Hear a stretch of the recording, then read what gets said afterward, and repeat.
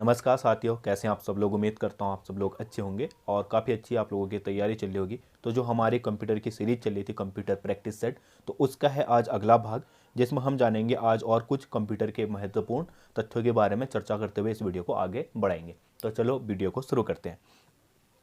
तो जो हमारा पहला क्वेश्चन है, इंटरनेट जोड़ने के लिए कौन सी चीज़ चार चीज़ें आवश्यक हैं। तो चार चीज़ें जो हमारी आवश्यक है, सबसे पहले तो हमारे पास क्या होना चाहिए, कंप्यूटर होना चाहिए। फिर उसके बाद हमारे पास क्या होना चाहिए, आईएसपी। आईएसपी का मतलब होता है इंटरनेट सर्विस प्रोवाइडर, ठीक है, जो हमारा क्या इंटरनेट की सुविधा हमें प्रदान करवाएगा। फिर उसके बाद क्या होना चाहिए, हमारा मॉडेम होना चाहिए, जिसके माध्यम से जो इंटरनेट सर्विस प्रोवाइडर है उसका ही मॉडेम होगा, उसके माध्यम से हम क्या करेंगे। और एक क्या होना चाहिए, संप्रेषण सॉफ्टवेयर होना चाहिए। इसको अगर हम सिंपल भाषा में ले जाएं, तो जैसे हम लोग एक मोबाइल लेते हैं, इसको एक आसान भाषा में ले तो हम, ठीक है, जैसे हमारा मोबाइल है, तो हमें सबसे पहले अगर हमने एक इंटरनेट चलाना है मोबाइल में, कंप्यूटर को छोड़ दो, अभी मोबाइल में चलाना है, तो सबसे पहले हमें क्या चाहिए, सबसे पहले क्या चाहिए, हमें मोबाइल चाहिए। फिर उसमें इंटरनेट चलाने के लिए क्या चाहिए, एक सिम चाहिए। क्या चाहिए, हम एक सिम चाहिए ना, जो कि हमें क्या करवाएगा, इंटरनेट प्रोवाइड कराएगा। फिर उसके बाद क्या चाहिए, अगर हमने कोई भी सॉफ्टवेयर चाहिए जिसके ज़रिए हम क्या करेंगे, इंटरनेट चलाएंगे। जैसे अगर मैंने व्हाट्सएप चलाना है या किसी को मैसेज भेजना है, तो मैं कौन सा सॉफ्टवेयर खोलूँगा, व्हाट्सएप। या मुझे इंस्टाग्राम चलाना है, अपने दोस्तों के साथ जुड़ना है, तो मैं इंस्टाग्राम का सॉफ्टवेयर खोलूँगा। या फिर मैं अगर मुझे इंटरनेट चलाना है तो यूट्यूब खोलूँगा मैं।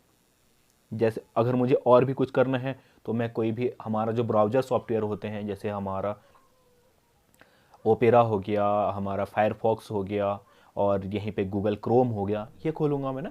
तो वही हमारे कंप्यूटर के साथ भी यही होगा ना। जैसे पहले हम क्या चाहिए, कंप्यूटर चाहिए, फिर एक इंटरनेट सर्विस प्रोवाइडर चाहिए, फिर उसके बाद क्या चाहिए, एक सॉफ्टवेयर चाहिए। तो ऑप्शन सी डी क्या हो जाएगा, यहाँ पे राइट आंसर हो जाएगा। तो अगला सवाल है फिर हमारा, अगला सवाल क्या कहता है, एक कंप्यूटर कंप्यूटर से इंटरनेट पर आपके कंप्यूटर में फाइल अंतरण करने वाली प्रक्रिया को क्या कहते हैं। इसका सीधा शब्दों में कहे तो इंटरनेट से कोई भी फाइल अपने कंप्यूटर में लेना, तो ये क्या कहलाएगा, डाउनलोडिंग। क्या कहेगा, डाउनलोड। हम कोई भी चीज़ अगर कंप्यूटर से लेते हैं, जैसे गूगल में सर्च की, हमने कोई इमेज निकाली, तो उसको क्या करते हैं, हम डाउनलोड करते हैं। मतलब कि जो इंटरनेट में, गूगल में जैसे कोई फ़ोटो है, वो कहाँ है, इंटरनेट में है ना। अगर उससे हमने अपने कंप्यूटर में लेनी है, सेव करनी है, तो हम क्या करेंगे, डाउनलोड करेंगे। तो ऑप्शन ए क्या हो जाएगा, यहाँ पे सही हो जाएगा। चलो अब देखते हैं अगला सवाल। अगला सवाल क्या कहता है, वेब पेज पृष्ठ को रिलोड करने हेतु कौन सा बटन दबाते हैं। जैसे कोई भी पेज हमारा खुल रखा है इंटरनेट का, तो उसको रिफ्रेश करने के लिए हम कौन सा बटन बताते हैं, रिफ्रेश बटन। यानी ऑप्शन ई क्या हो जाएगा, यहाँ पे सही हो जाएगा। चलो अब देखते हैं अगला सवाल। इंटरनेट के जरिए लिंकों के संग्रहण से एक इंटरनेट कनेक्शन नेटवर्क सर्जित हो जाता है, उसे क्या कहा जाता है। तो उसे क्या कहा जाता है, हमारा W web, world wide web, या उपयुक्त सभी। तो ऑप्शन डी क्या हो जाएगा, यहाँ पे सही हो जाएगा। ये सभी चीज़ें क्या कहलाती है, हमारा नेटवर्क सर्जन, ठीक है। चलो अब देखते हैं आगे। डॉडस में कई कंप्यूटरों का समावेश है जो साधन और डाटा शेयर करने हेतु एकत्रित जोड़े जाते हैं। तो कौन सा है हमारा, ऑप्शन है इंटरनेट। देखिए इंटरनेट के माध्यम से हम बहुत सारे कंप्यूटर हैं उनको आपस में जोड़ सकते हैं और वहाँ पे डाटा शेयर कर सकते हैं। इसको अगर हम मोबाइल की भाषा में देखें, तो मोबाइल भी क्या है, एक कंप्यूटर ही तो है। अब अगर मैंने किसी अदर पर्सन को यहाँ मान के चल लो, ये ए है और मैं कोई दूसरा पर्सन क्या है, बी है, तो मैंने इसको कोई भी चीज़ जोड़नी होगी, मैंने हम दोनों के बीच कोई भी चैट करनी है या कोई भी फाइल ट्रांसफ़र करनी है, डाटा इधर का उधर करना है, तो मैं किसके माध्यम से जुड़ सकता हूँ इस बी वाले पर्सन से, इंटरनेट के। मोबाइल में भी तो हम यही कर रहे हैं ना, किसी भी चीज़ को अगर भेज रहे हैं, व्हाट्सअप के थ्रू भेज रहे हैं या इंस्टाग्राम के थ्रू भेज रहे हैं, जिस भी चीज़ के थ्रू भेज रहे हैं, तो सबसे पहले मैंडेटरी चीज़ क्या है, इंटरनेट। जब हमारे पास इंटरनेट होगा तभी तो हम क्या, ये बड़ा जो नेटवर्क है उसको जोड़ पाएंगे ना।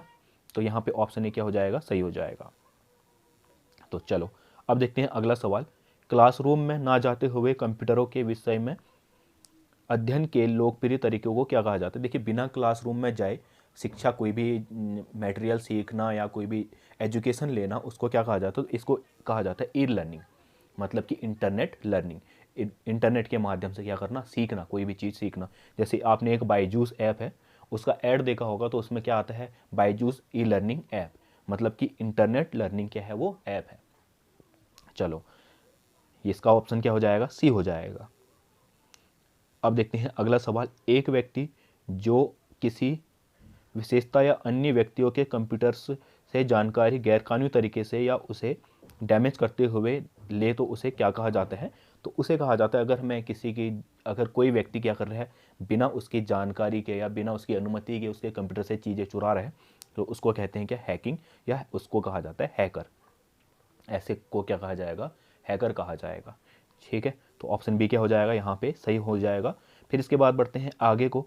अगला सवाल है, डॉडस फोल्डर संदेशों की कॉपी रखता है जिन्हें अपने आरंभ किया है तथापि भेजने हेतु तैयार नहीं है। देखिए, जैसे हम मेल भेजते हैं, तो अगर मेल में मैंने मान के चल लो किसी को कोई मैसेज भेजा या कोई भी मैंने मेल किया, अब वो मेल मैंने पूरा सेंड नहीं किया और उतने में से ही वापस आ गया, तो वो कहाँ हमारा सेव हो जाता है, ड्राफ्ट में। वो चीज़ें कहाँ चली जाती हैं, ड्राफ्ट में।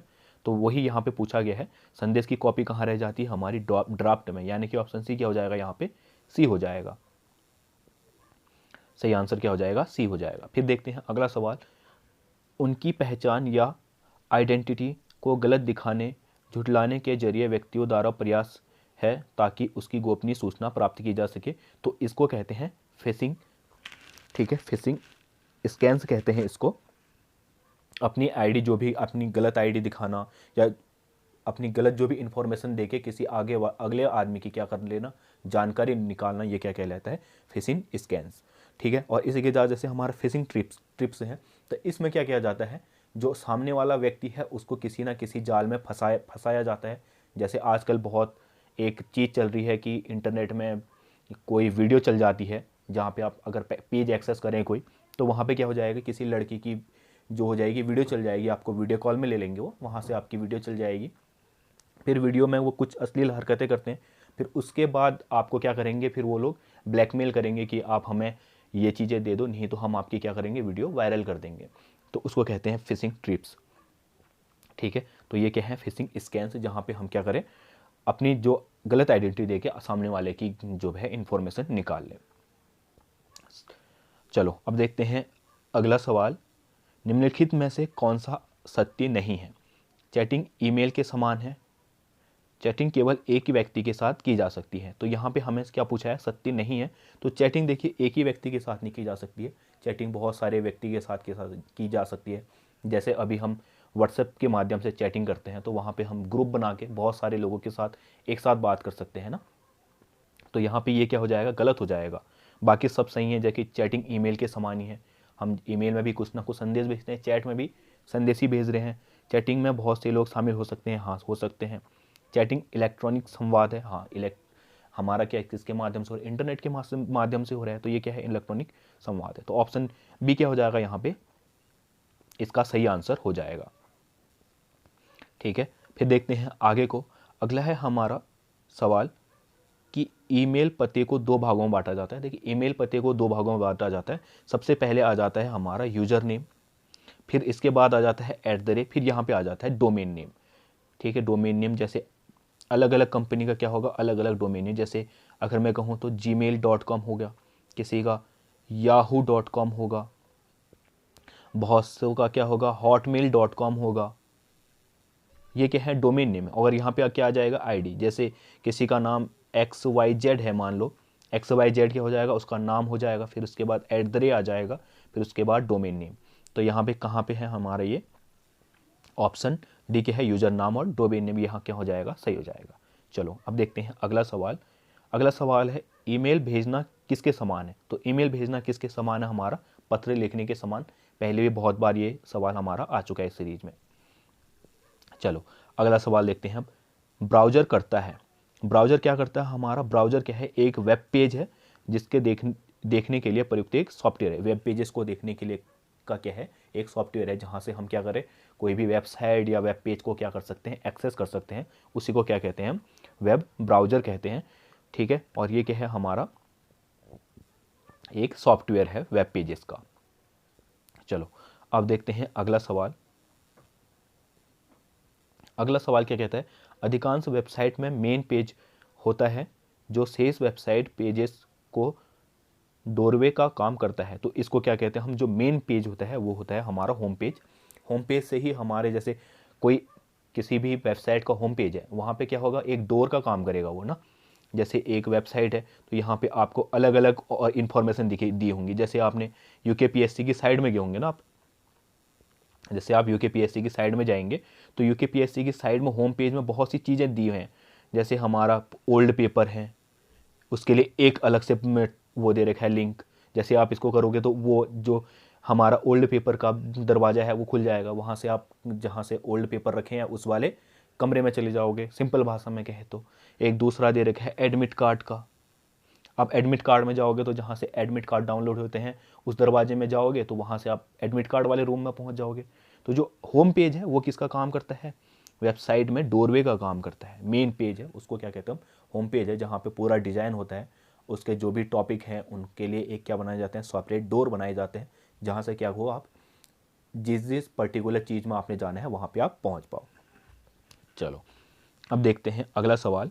अगला सवाल है हमारा, ईमेल अकाउंट में एक स्टोरेज एरिया होता है जिसे अक्सर कहते हैं, तो उसको कहते हैं हम, हमारा जो ईमेल अकाउंट में हमारा स्टोरेज होता है उसे मेल बॉक्स कहते हैं। ठीक है। अब इसके बाद है मॉडेम किससे जुड़ा हुआ होता है, तो मॉडेम होता है हमारा फोन लाइन से जुड़ा हुआ। ये बहुत बार आ गया ये सवाल, तो इसका क्या हो जाएगा आंसर, डी हो जाएगा सही। तो आज की वीडियो में इतना ही, मिलते हैं अगले वीडियो में, तब तक के लिए अच्छे से पढ़ें और खूब मन लगा के पढ़ें। तब तक के लिए बाय।